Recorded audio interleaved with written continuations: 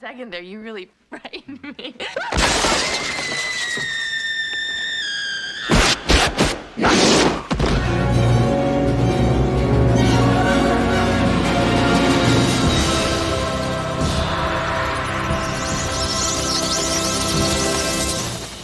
What's going on, folks? It's Mo from Subtextual Archives, and today I want to discuss Michelle Pfeiffer's iconic role as Catwoman in Tim Burton's 1992 film Batman Returns. To understand the primary theme of the film, feminism, we should begin with Selina Kyle's introduction. She's an awkward, timid woman trying to quietly pour coffee to a room full of men who are powerful politicians and to Max Schreck, her boss, the business tycoon, and one of the antagonists of the film. Selina's appearance is drab and forgetful. Her hair is fried and her outfit is a dreary brown. She doesn't care about how she looks. We can see she's unsure of herself and socially awkward by how she pours the coffee. She interrupts the mayor as he's in conversation with Schreck, and when she pours Schreck's coffee, she blocks his line of sight with the mayor instead of pouring coffee from behind him. She even nervously clangs the mug in the coffee pot, to which Schreck gives her a quick side-eye to note that she's disturbing him. But when she verbally interrupts their power plant conversation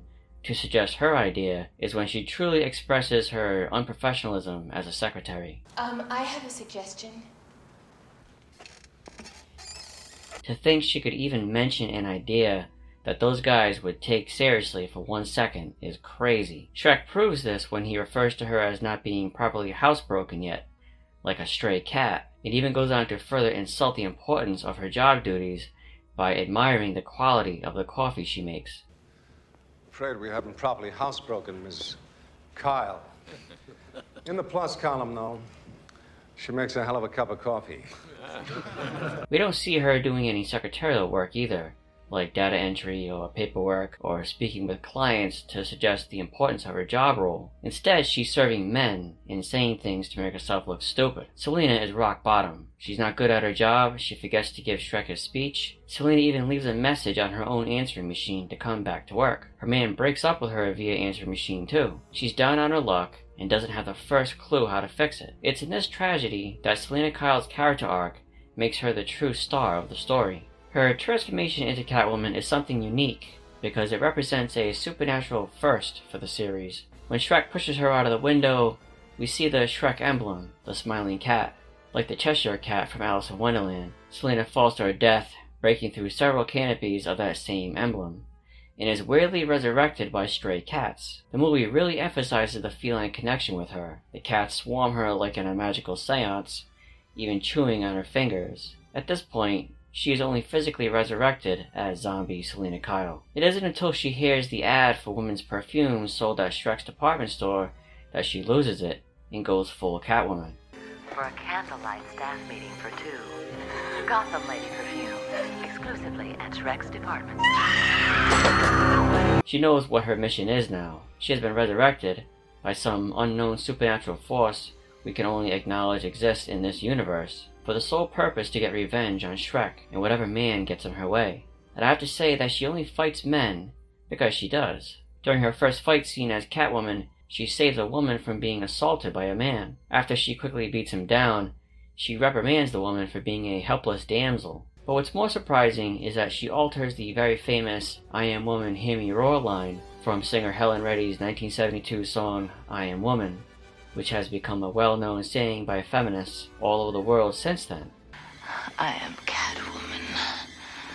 Hear me roar. If Selina wasn't dressed as a dominatrix while saying it, but in her boring secretary wardrobe, the moment may have gone unnoticed or even viewed as playful. But she's garbed in tight leather, so it makes that line not only sexualized, but disrespectful to the feminist theme that prides itself on not using a woman's sexuality to achieve her goals. Without her costume, the reborn Selina is open and flirtatious, everything she wasn't before. But while in her Catwoman outfit, she's witty and brave and sexy. She embraces her leather look and uses it to her own benefit. Does feminism still play a role when the woman sexualizes herself, like we see with Selina? Or does feminism need to disregard any sexualization of a woman for it to properly work? These are important questions because the male gaze, as noted by feminist theory, exists to satisfy the male audience in a sexual manner in film and media, which thereby according to feminism once again, objectifies and destroys any serious messages made by that sexualized woman. So when a woman shows her sexuality, by that logic, it demeans her because the men involved don't respect it as a worthy trait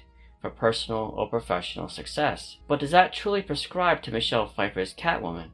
Catwoman's sexuality, according to feminism, sabotages her own goals as a female superhero to stop men they deem physically dangerous and, more specifically, to stop greedy men in positions of power. It doesn't matter how ambitious they are to accomplish their goal. If a woman uses her sexuality, then it's deemed inappropriate. But Catwoman doesn't play by those rules here. Her feminism is cut from a different cloth than that of other heroines.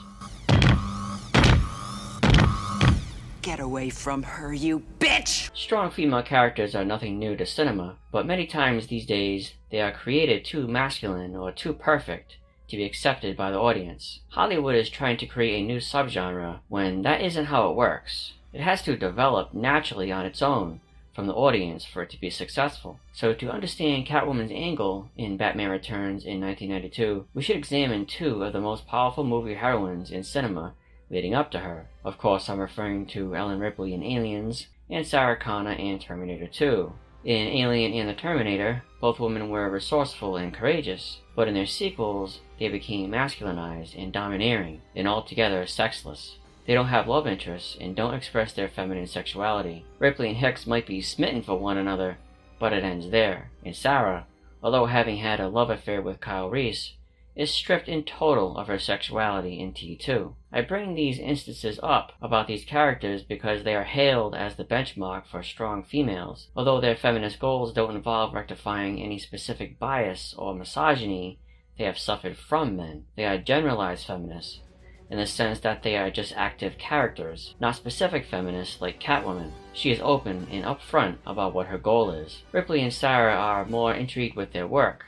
They're finding a solution to a plot point. In other words, they have become masculinized, not so much in brute strength, but in their long-term priorities. They disregard forming loving relationships with men because it requires an immediacy that might create an obstacle for their non-personal goals. So, does a strong female character need to remove her sexuality towards a man to be taken seriously, or to get the job done? It certainly appears so, especially in Aliens and Terminator 2. Batman Returns came out 1 year after T2, 6 years after Aliens, and the same year as Alien 3, which saw Ripley develop an intimate moment with a male character. Oh, attracted. In what way?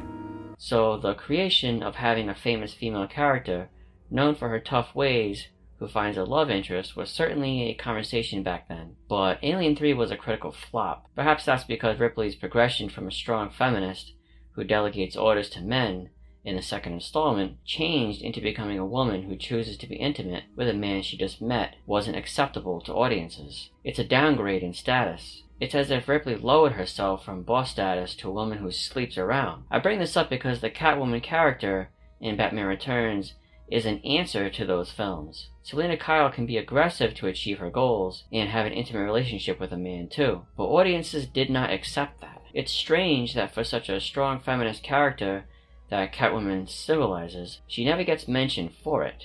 She transforms from being a weakling to a powerful woman who doesn't allow men to take advantage of her. That's a great character arc and should be discussed more. However, whenever Catwoman is brought up in conversation, it's always with how sexy she is. Her sex appeal, unfortunately, it seems, clouds the respect for her subtext. As powerful and righteous as she is, feminists seem to glaze over her characterization. They don't mention that she finally gets revenge on the man who killed her and treated her disrespectfully. They don't mention that she rejects Bruce's offer to be with him because her belief system won't allow for her to share her happiness with a man. I would love to live with you in your castle. I just couldn't live with myself. A woman in film doesn't qualify, apparently, as a strong female character if her sexuality is present. It seems that the stripping of a woman's sexuality is mandatory for her to be taken seriously by critics and audiences alike. The female character is sexual, or she's not. Never both. I resist that ultimatum because it suggests a woman's sexuality is a weakness. Selena Kyle is the heart and soul of Batman Returns, and is a better example of a feminist character than she gets credit for. Goodwill toward men. And women.